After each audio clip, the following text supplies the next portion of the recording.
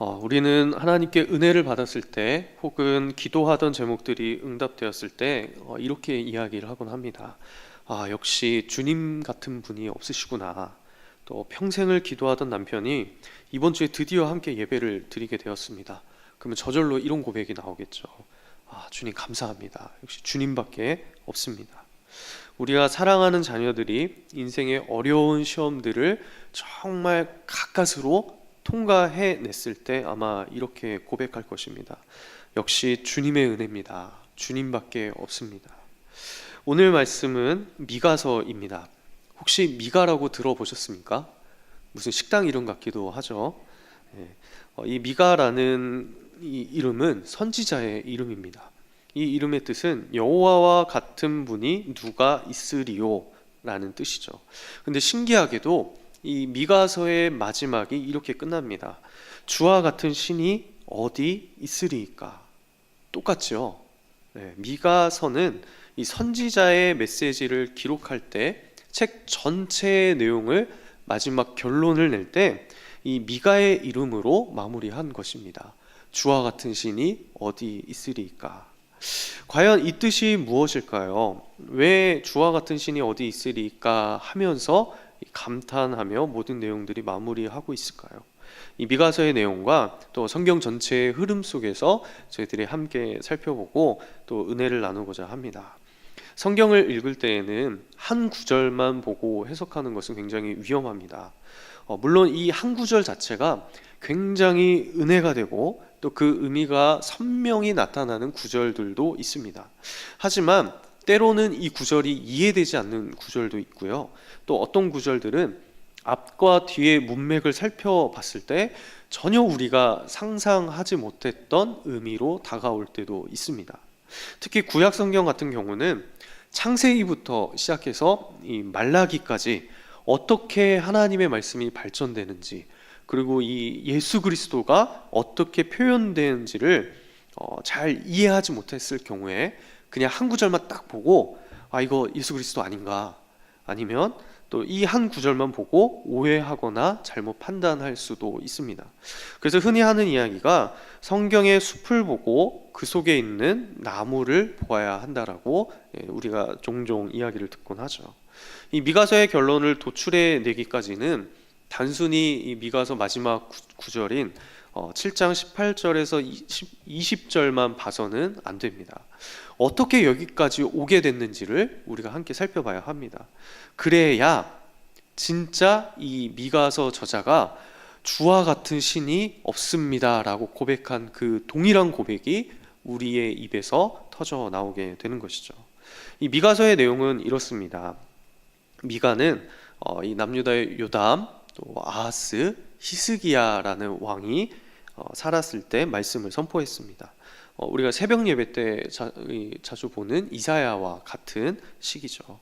당시 남유다와 북이스라엘은 일반 백성들, 또 부자들, 종교 지도자, 정치 지도자 너나 나나 할 거 없이 다 하나님 앞에서 부패한 상태입니다. 이 타락의 내용들이 미가서 1장부터 시작해서 초반부에 쫙 펼쳐집니다. 그리고 이렇게 하나님 앞에서 성실하지 못하고 공의와 인애를 드러내지 못한 이스라엘이 심판받을 것이라고 미가가 선포하죠. 이 미가서 1장 5절에서 7절에 보면 이렇게 기록되어 있습니다. 이는 다 야곱의 허물로 말미암음이요 이스라엘 족속의 죄로 말미암음이라. 야곱의 허물이 무엇이냐? 사마리아가 아니냐? 유다의 산당이 무엇이냐? 예루살렘이 아니냐? 이러므로 내가 사마리아를 들의 무더기 같게 하고 또 포도심을 동산 같게 하며 또 그 돌들을 골짜기에 쏟아내리고 그 기초를 드러내며 그 새긴 우상들은 다 부서지고 그 음행의 값은 다 불살라지며 내가 그 목상들을 다 깨트리리니 그가 기생의 값으로 모았은즉 그것이 기생의 값으로 돌아가리라. 이 심판의 내용은 이렇습니다. 북이스라엘이나 이 남유다나 다 똑같대요. 이 사마리아, 그러니까 북이스라엘을 말하는 거죠. 북이스라엘을 심판하셨던 것처럼 이 남유다도 심판당할 것이다라고 미가가 선포한 것입니다. 그런데 신기하게도 이 미가의 이 예언은 당시에 성취되지 않았습니다. 선지자가 예언을 선포했는데 이 남유다가 멸망할 것이라고 선포를 했는데 정작 남유다는 멸망하지 않은 것이죠.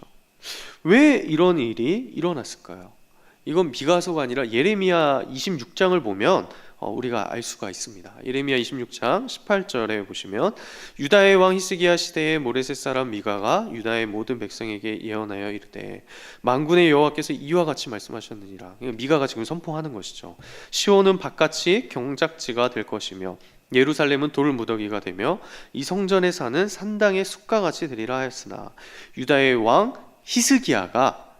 히스기야와 모든 유다가 그를 죽였느냐. 히스기야가 여호와를 두려워하여 여호와께 간구하며 여호와께서 그들에게 선언한 재앙에 대하여 뜻을 돌이키지 아니하셨느냐.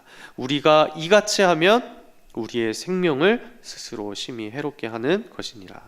자, 미가가 예언한 것이 왜 일어나지 않았습니까? 히스기야 왕이 미가의 선포를 듣고 여호와를 두려워하며 돌이켰습니다. 그러자 하나님은 뜻을 돌이키시어 심판을 연기하셨습니다.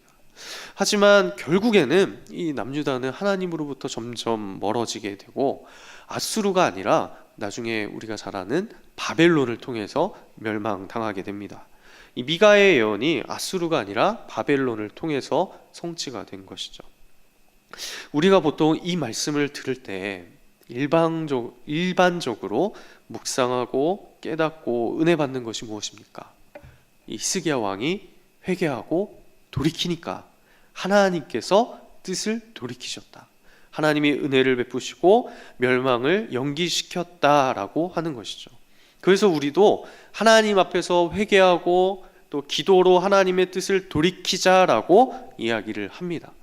물론 우리 입장에서 봤을 때, 인간의 입장에서 봤을 때는 맞는 이야기입니다.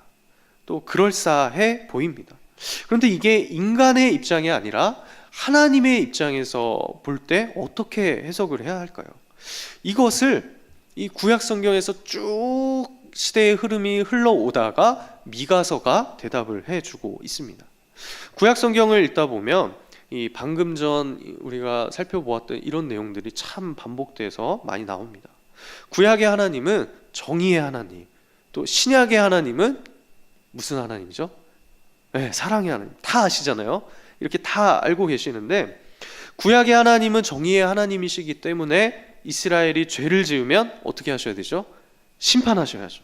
그리고 다시 회개하면 어떻게 해야 될까요? 네, 용서해 주시고 또 그들을 긍휼히 여겨 주셔야 한다고 생각을 합니다. 물론 이거는 성경에 나온 역사적인 사건이 맞습니다. 그리고 신약에서는 하나님은 우리를 무한정 다 용서해 주시고 구원해 주시는 분으로 우리가 알고 있죠.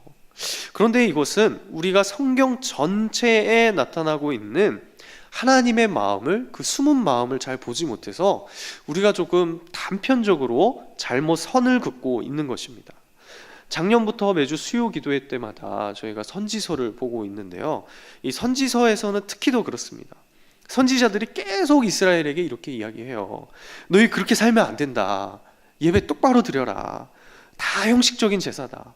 왜 가난한 자를 돌보지 않느냐. 우상 숭배하지 마라. 결국엔 너희가 그렇게 악을 저질렀으니까 이 정의로우신 하나님이 너희를 심판할 것이다. 또 너희가 포로로 잡혀갈 것이다 라고 끊임없이 선포합니다. 매주 수요일마다 이게 말씀을 전할 때도 참 이게 마음이 아파요. 또 우리는 이런 말씀들을 계속 듣다 보니까 어떤 선입견이 생깁니까? 아, 역시 구약에서는 하나님이 죄악을 징벌하시는구나. 정의로우신 것만 있는 하나님이시구나. 죄가 있으면 용서치 않는 분이시구나 라고 생각합니다. 모세오경을 읽을 때도 마찬가지죠. 하나님께서 출애굽한 이스라엘 백성들에게 이제 이 하나님의 백성답게 어떻게 살아갈 수 있는지를 율법을 통해서 알려주셨습니다. 또 언약도 맺으시죠. 그래서 이 율법을 잘 지키면 이 이스라엘 백성들이 복을 받고 또 잘 지키지 않으면 저주를 받을 것이다 라는 게 아주 선명하게 드러납니다. 특히 신명기 28장에 보면 아예 리스트들이 나와요. 1절부터 14절까지는 정말 은혜롭습니다. 우리가 율법을 지켰을 때 무슨 복이 임하고 무슨 복이 임하고 어떤 은혜가 임하는지 쫙 펼쳐져 있습니다. 그런데 15절부터는 저주가 나오는데요. 이 율법을 안 지켰을 때 너희가 이런 저주를 받게 될 것이다. 이게 몇 절까지 나오는지 아십니까? 무려 68절까지 나옵니다. 축복은 14절까지 이렇게 조금 나오고요. 15절부터 68절까지 너희 말 안 들으면, 이 율법 안 지키면 저주가 임할 거라고 막 퍼부어대요. 온갖 리스트들이 다 나옵니다. 그리고 이 리스트들이 나중에 선지자들을 통해서 너희 율법 안 지켰잖아. 그러니까 이 말씀이 이렇게 기록되어 있다. 너희들 저주가 임할 것이다 라고 인용이 됩니다. 이게 우리에게 어떤 인상을 줍니까? 하나님은 자신의 율법대로 행하면 복을 주시고, 또 자신의 율법대로 행하지 아니하면 심판을 내리시는 정의로우신 분이라는 것이 각인이 되죠. 이건 이스라엘의 그 열왕의 역사들을 봤을 때도 마찬가지입니다. 사무엘상 2장에 보면 한나의 노래가 나오는데요. 이 한나의 노래는 그 이스라엘의 여러 왕들의 행적들을 봤을 때 이 한나의 노래를 딱 갖다 대보면 이 왕은 하나님 앞에서 잘했구나. 왜 하나님이 이 왕을 높여주시는지, 아니면 왜 저 왕에게 벌을 내리시는지를 알 수 있는 기준이 됩니다. 한나가 사무엘상 2장 7절에 이렇게 고백합니다. 여호와는 가난하게도 하시고 부하게도 하시며 낮추기도 하시며 높이기도 하시는도다. 여호와께서는 사람을 가난하게도 하시고 부하게도 하신대요. 또 낮추기도 하시고 높이기도 한다고 하십니다. 이게 무슨 말입니까? 모든 주권이 하나님께 있다는 것이죠. 인간이 아무리 세상에서 잘 해보려고 발버둥 쳐봐도 하나님이 올려주시지 않으면 가능하지가 않습니다. 또 인간이 아무리 못났어도 그냥 하나님이 이렇게 높여주시면 그럼 끝나는 거예요. 한나는 자신의 상황과 기도의 응답을 통해서 이 사실을 깨달은 겁니다. 그리고 노래한 것이죠. 그런데 하나님이 어떤 사람을 가난하게 하실까요? 하나님이 어떤 사람을 부하게 하실까요? 그 뒤에 계속해서 이렇게 노래합니다. 사무엘상 2장 9절과 10절인데요. 그가 그의 거룩한 자들의 발을 지키실 것이요 악인들을 흑암 중에서 잠잠하게 하시리니 힘으로는 이길 사람이 없음이로다. 여호와를 대적하는 자는 산산이 깨어질 것이라. 하늘에서 우레로 그들을 치시리로다. 여호와께서 땅 끝까지 심판을 내리시고 자기 왕에게 힘을 주시며 자기의 기름 부음을 받은 자의 뿔을 높이시리로다 하니라. 자, 9절 초반에 보니까 그의 거룩한 자들의 발을 지키신대요. 그 어떤 악인들도 힘으로는 이길 자가 없다고 합니다. 왜 그렇습니까? 하나님이 하나님 앞에서 거룩한 자들을 지키시기 때문이죠. 또 하나님이 어떤 자들을 낮추십니까? 여호와를 대적하는 자들을 산산이 깨어질 것이라고 선포하죠. 아무리 힘이 세다 할지라도 하나님께서 그런 자들에게 땅 끝까지 심판하시겠다고 하는 거예요. 한마디로 말하자면 하나님 앞에서 겸손한 자는 하나님이 아무리 없어 보이고 진짜 아무것도 없는 자라 할지라도 이렇게 올려주시고 높여주시고, 반대로 하나님 앞에서 교만한 자는 이 사람이 세상에서 아무리 높고 뛰어난 자라 할지라도 끌어내리시겠다고 하시는 것입니다. 그래서 이스라엘의 수많은 왕들 중에서 하나님께 겸손하고 하나님만 의지하는 자는 하나님이 어떻게 해서든 진짜 말도 안 되는 방법으로 세워주세요. 병을 고쳐주세요. 전쟁에서 승리케 해주십니다. 아니, 다윗만 봐도 알 수 있잖아요. 뭘 봐도 사울이 다 유리합니다. 모든 외형적인 조건도 사울이 더 왕 같아요. 그런데 다윗을 승리하게 하시죠. 사울은 아웃이 됩니다. 뒤이어 나오는 수많은 왕들, 하나님 앞에서 겸손하니까 병을 낫게 해주십니다. 심판을 연기해 주십니다. 그런데 하나님 앞에서 교만하여서 자신이 하나님의 역할을 하면서 악행을 행하는 왕들은 아무리 머리가 뛰어나고 아무리 외교를 잘하고 아무리 그 강대국들 편에 붙어 있다 할지라도 어떻게 해서든 하나님이 심판을 내리십니다. 그 결과가 아수르에 의해서 북이스라엘이 멸망하잖아요. 그 결과가 히스기야가 회개하고 하나님 앞에서 겸손하게 돌아오니까 병이 낫고 심판이 연기된 것이죠. 또 이 말씀을 많이 들어보셨을 것입니다. 역대하 7장 14절에 이렇게 말합니다. 내 이름으로 일컫는 내 백성이 그들의 악한 길에서 떠나 스스로 낮추고 기도하여 내 얼굴을 찾으면 내가 하늘에서 듣고 그들의 죄를 사하고 그들의 땅을 고칠지라. 이 말씀은 찬양으로도 있죠. 솔로몬이 성전을 다 짓고 나서 성전 낙성식을 했습니다. 그리고 하나님께서 밤에 솔로몬에게 나타나신 거예요. 혹시라도 너희가 나를 떠나서 배신할 가면 내가 너희에게 저주를 임할 거야. 그런데 그때 이 성전에서 내 이름으로 기도하고 내 얼굴을 찾고 너희가 돌이키면 내가 반드시 이 땅을 고쳐줄 것이다 라고 하나님이 약속해 주신 것이죠. 그래서 실제로 이 이스라엘의 역사를 보면 절대절명의 그 순간 하나님을 의지하고 또 하나님의 이름으로 기도하고 하나님의 얼굴을 구하니까 말도 안 되는 역전을 경험하게 됩니다. 나라가 구해지게 되는 것이죠. 자, 지금까지 구약을 순서대로 읽어온 독자들이라면 당연히 이런 생각들이 있을 거예요. 하나님은 정의의 하나님이시기 때문에 이스라엘이 하나님 앞에서 범죄하면 당연히 심판받을 것이다. 다시 이스라엘 백성들이 회개하고 돌이키면 하나님은 그것을 보시고 이스라엘을 구원해 주신다는 것이죠. 이것이 하나님과 이스라엘 사이에서 계속해서 반복되고 있는 구약의 내용입니다. 그런데 이제 소선지서의 꽃이라고 불리는 이 미가서에서 이 생각이 조금 변합니다. 변한다고 하기에는 조금 말이 애매하고요. 이전에 그냥 이렇게 그 단편적으로 한 면만 보여줬던 이 하나님의 역사가 근본적으로 또 왜 이런 일들이 가능했는지, 그리고 앞으로 어떻게 이 일들이 가능한지에 대해서 설명을 해주고 있습니다. 특히 드디어 이제 오늘 본문에 들어가는데, 오늘 본문을 보면 이게 굉장히 선명하게 나와 있습니다. 우리 미가서 7장 18절을 한번 같이 읽어보겠습니다. 시작. 주와 같은 신이 어디 있으리이까? 께서는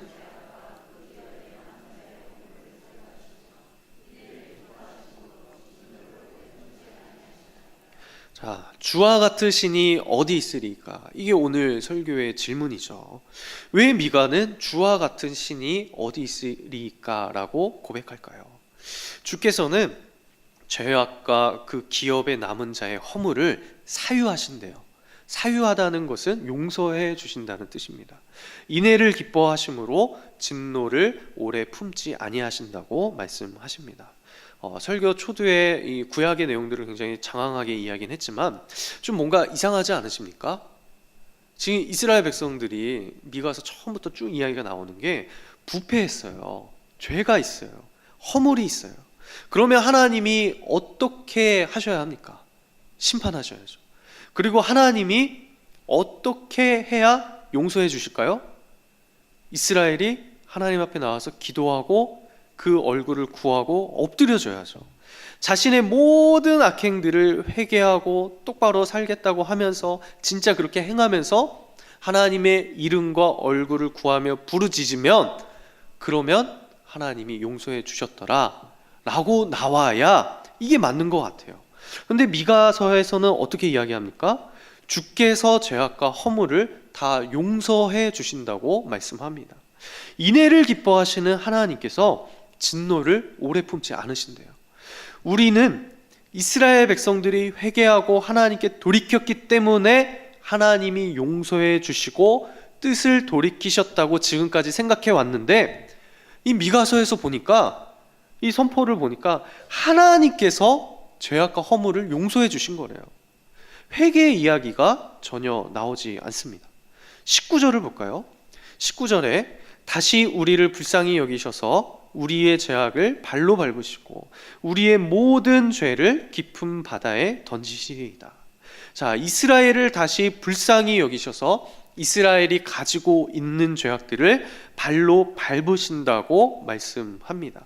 또 이스라엘이 가지고 있는 죄를 깊은 바다에 이렇게 던져버리신대요. 자, 이스라엘에게 죄악이 있으면 하나님이 어떻게 하셔야 됩니까?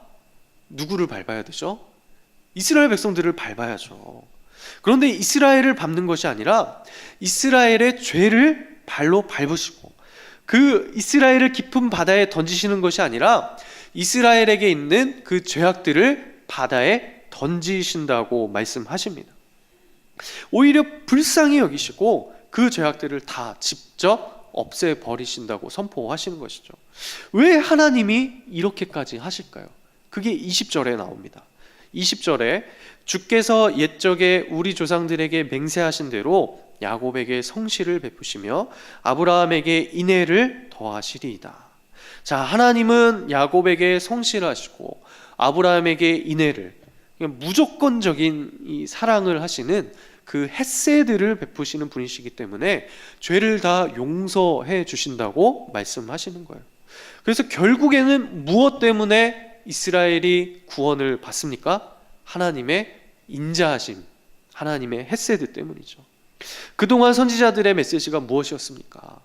너희가 지금 부정하다, 부패했다, 하나님 떠났다, 그러니까 제발 좀 돌아와라, 돌이켜라, 그러면 하나님이 너희를 다시 일으키실 것이다 라는 것이었죠. 심지어 자신의 선지자를 고난의 길로 걸어가게 하셨어요.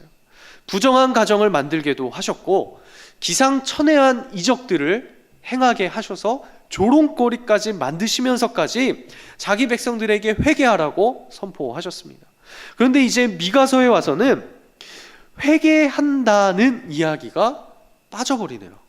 그냥 하나님의 인자하심으로, 그 하나님의 인자하심 때문에 이스라엘을 구원해 주시겠다고 말씀하십니다. 아무런 조건 없이 하나님의 은혜로 하나님이 다 하시겠다고 하는 것이에요.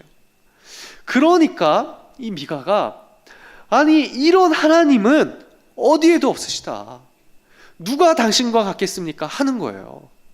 주와 같으시니 어디 있으리이까? 이게 단순히 나오는 말이 아닙니다. 이게 말이 안 되는 거예요. 미가가 볼 때, 하나님의 선지자가 볼 때에, 이스라엘 백성들이 볼 때, 아니 지금 구약의 역사를, 하나님의 역사를 창세기부터 지금까지 쭉 읽어온 독자들이 볼 때 이게 말이 안 되는 것입니다. 어떻게 이런 신이 있을 수 있겠습니까? 자기 백성들이 신을 배반했어요. 그러면 그에 따른 정의를 하나님이 그 백성들에게 행하셔야 합니다. 그런데 그 정의를 어디에 행하십니까? 이제는 이스라엘에게 행하지 않으시겠대요. 미가는 이 하나님이 은혜로 또 인애로 그것을 행하지 않으시고 한 사람을 보내신다고 말씀합니다. 그게 누굽니까? 이게 미가서 5장에 나오는데요, 5장 2절부터 4절에 보면, 베들레헴 에브라다야, 너는 유다 족속 중에 작을지라도 이스라엘을 다스릴 자가 네게서 네게로 나올 것이라. 그의 근본은 상고에 영원히 있느니라. 자, 하나님의 구원을 이루는 자가 베들레헴에서 나온다고 합니다. 이건 유다 족속이라고 하죠. 이건 다윗의 후손인 거예요. 그의 근본은 상고의 영원에 있대요. 이게 무슨 말씀입니까? 사람이 영원할 수 있습니까? 아니죠. 오직 신이여만 영원할 수 있습니다. 그러니까 사람이면서 동시에 신이신 분이 지금 오신다고 이야기하는 거예요. 그분이 오시면 3절에 그러므로 여인이 해산하기까지 그들을 붙여두시겠고 그 후에는 그의 형제 가운데에 남은 자가 이스라엘 자손에게로 돌아오리니. 그러니까 그분을 통해서 남은 자가 나온대요. 이 사람으로 말미암아 남은 자가 나온다고 말씀하십니다. 그리고 그의 모든 것이 이 4절에 보니까 그가 여호와의 능력과 그의 하나님 여호와의 이름의 위엄을 의지하고 서서 목축하니 그들이 거주할 것이라. 이제 그가 창대하여 땅 끝까지 미치리라. 그의 모든 것이 창대하여 땅 끝까지 미친다고 말씀합니다. 이 아브라함에게 하셨던 하나님의 말씀의 성취인 것이죠. 이것을 읽고 있는 지금 구약의 사람들은 이해가 되지 않는 거예요. 아니 어떻게 신이시면서 사람이신 분이 올 수가 있습니까? 이 인물 자체가 전혀 이해가 되지 않습니다. 하나님이 자신의 인자하심으로 인해서 우리를 완전히 구원해 내실 메시아를 보내실 것인데, 그 인물 자체가 신비입니다. 수수께끼 같아요. 비밀과도 같습니다. 그런데 시간이 흘러서 나중에 누가 오셔서 이 비밀이 풀립니까? 예수님이 오셔서 풀리잖아요. 예수님께서 오시면서 하나님의 정의가 완전히 성취되셨습니다. 하나님은 자신의 완벽한 정의, 우리가 구약의 그 정의의 하나님이라고 하는데, 그 정의의 하나님이 무엇인가 그 정의를 행하는데 양보하신 것이 하나도 없으십니다. 이스라엘이 죄악을 저질렀고 하나님은 거기에 심판을 하셔야 합니다. 징벌해야 합니다. 그래서 하나님은 신이자 사람이신 한 분을 보내셔서 이 고난의 종의 길을 걷게 하시고 십자가에서 온 인류의 죄에 대한 징벌을 받게 하셨습니다. 아니, 이것 자체가 말이 안 되는 길이잖아요. 왜 갑자기 하나님이 이렇게 하십니까? 그동안 실컷 이스라엘에게 징벌을 내려놓으시곤, 열방을 향해서 징벌해 놓으시곤, 왜 갑자기 하나님이 이렇게 하십니까? 그 이유가 오늘 본문이죠.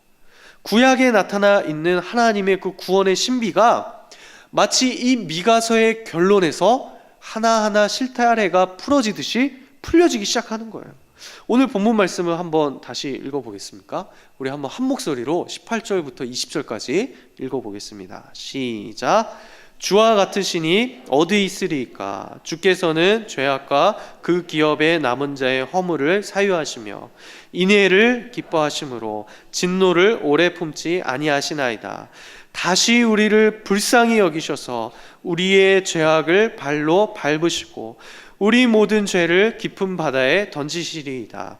주께서 옛적에 우리 조상들에게 맹세하신 대로 야곱에게 성실을 베푸시며 아브라함에게 인애를 더하시리이다. 아멘. 자, 허물을 사유하시며 용서하시며 뭐를 기뻐하신다고요? 네, 인애를 기뻐하십니다. 19절에는 다시 우리를 어떻게 하신다고요? 불쌍히 여기신대요. 20절에 야곱에게 무엇을 베푸셨다고요?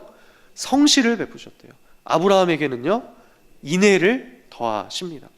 자, 하나님이 이렇게 하시는 이유가 무엇입니까? 왜 자기 백성에게 징벌해야 할 그 진노를 그냥 내버려 두시지 않으시고 본인이 다 뒤집어 쓰시는 이유가 무엇입니까?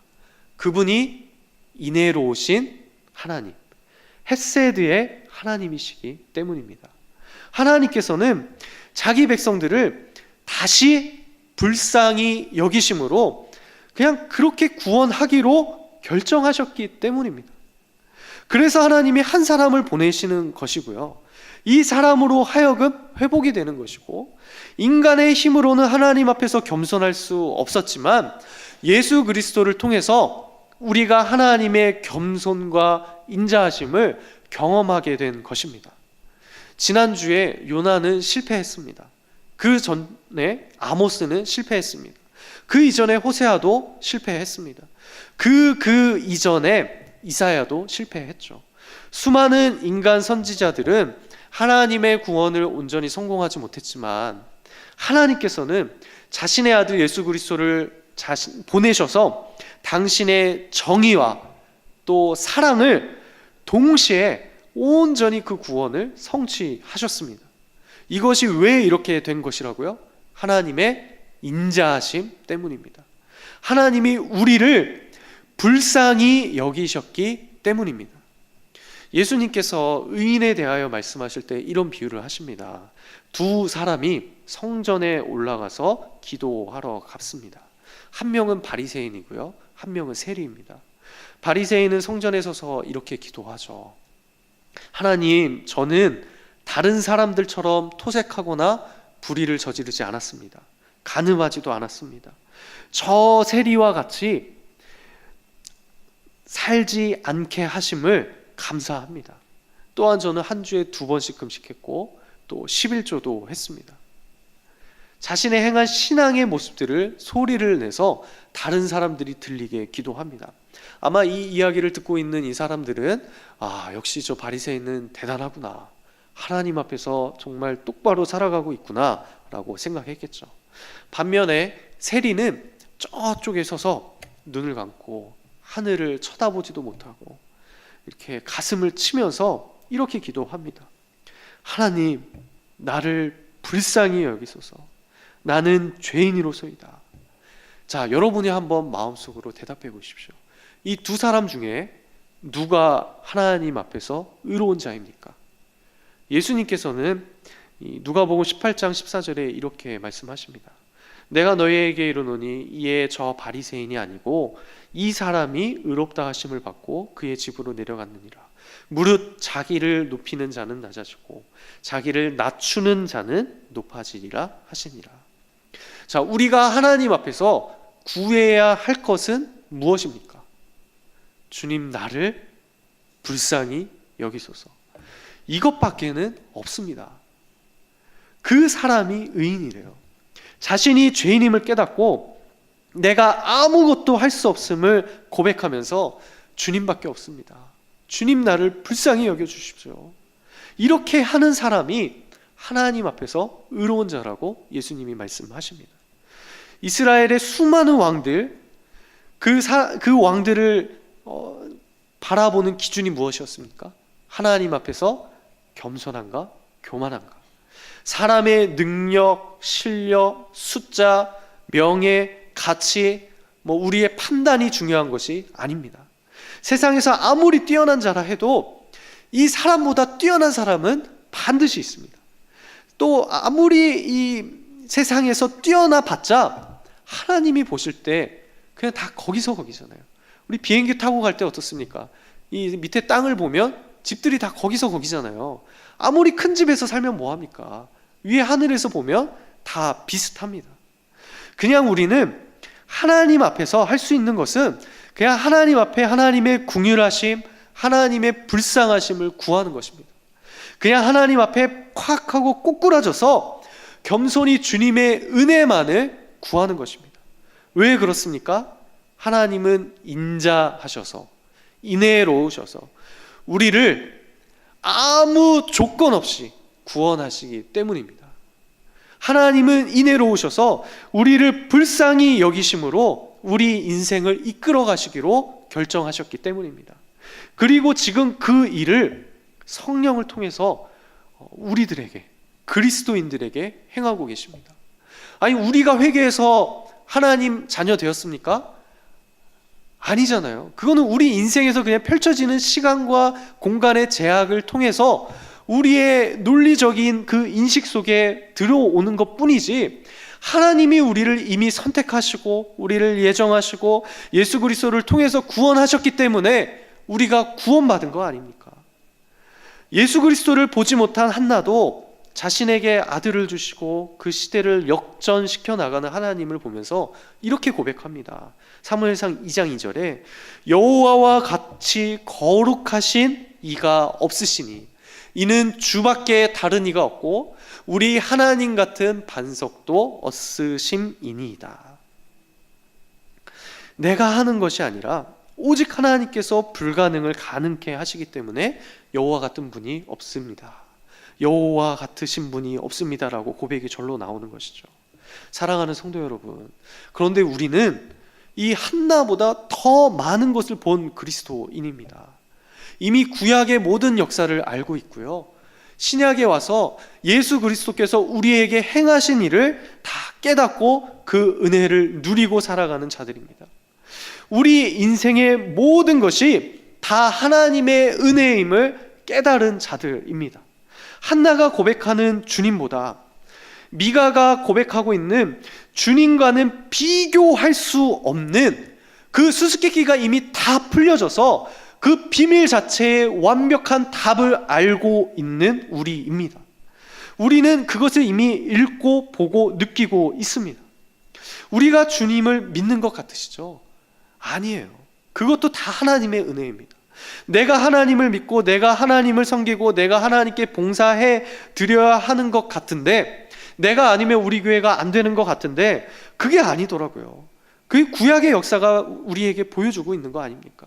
인간이 아무리 발버둥 쳐봐도 율법이라는 잣대를 대보니까 의인이 한 명도 없더라고요.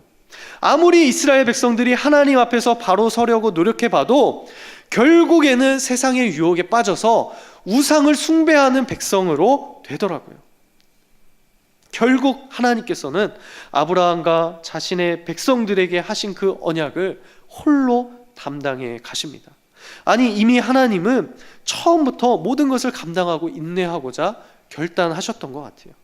이스라엘의 죄악 때문에 이스라엘을 심판하시는 것이 아니라 그 죄악을 모두 없애시고 자기 자신을 파멸시켜 가시면서 구원을 성취해 내셨습니다. 세상을 한번 둘러보십시오. 사람들이 말하는 다른 종교들을 살펴보십시오. 구원을 이루어 가는데 구도자가 무엇인가 하지 않고 신이 직접 모든 것을 다 이루는 곳이 어디 있습니까? 아무 조건 없이 은혜로 구원을 이루시는 이 주님과 같은 신이 어디 있습니까? 우리가 믿고 있는 지금 이 신앙은 내가 믿는 것이 아니라 하나님께서 주신 선물입니다. 내가 행하는 것으로 구원이 완성되는 것이 아니라 하나님이 행하신 것으로 완성되는 것이기 때문에 우리의 구원이 확실한 것이죠. 이 모든 것이 우리를 불쌍히 여기시고 인자하심으로 바라보시는 하나님의 무조건적인 은혜, 헤세드 때문에 가능한 것입니다. 그래서 우리의 구원은 흔들리지가 않습니다. 또한 우리가 아무리 망가지고 싶어도 여러분 한번 해보시면 안 되죠. 아무리 망가지고 싶어도 망가질 수 있는 인생이 아니에요. 이런 엄청난 하나님의 구원의 정의와 사랑이 예수 그리스도를 향하여서 지금 미가서에서 외치고 있는 것입니다. 주와 같은 신이 어디 있으리까? 우리의 힘으로는 할 수 없지만 직접 자신을 들여서 모든 것을 이루신 주와 같은 신이 어디 있으리까? 아무 조건 없이 우리를 선택하시고 사랑하셔서 이끌어 가시는 주와 같은 신이 어디 있으리까? 지금도 우리 속에 성령으로 함께 하셔서 우리 인생을 책임져 가시고 끝까지 책임지시고 완벽하게 이루어 가시는 그 주와 같은 신이 어디 있으리까? 이런 엄청난 그 은혜의 감탄이 절로 나오는, 우리 머리로는 이해되지 않고 헤아릴 수 없는 이 하나님의 주권적인 은혜를 깨닫고 인정하며 고백하며 행복하게 살아가시는 우리 성도님들 되시기를 간절히 소원합니다.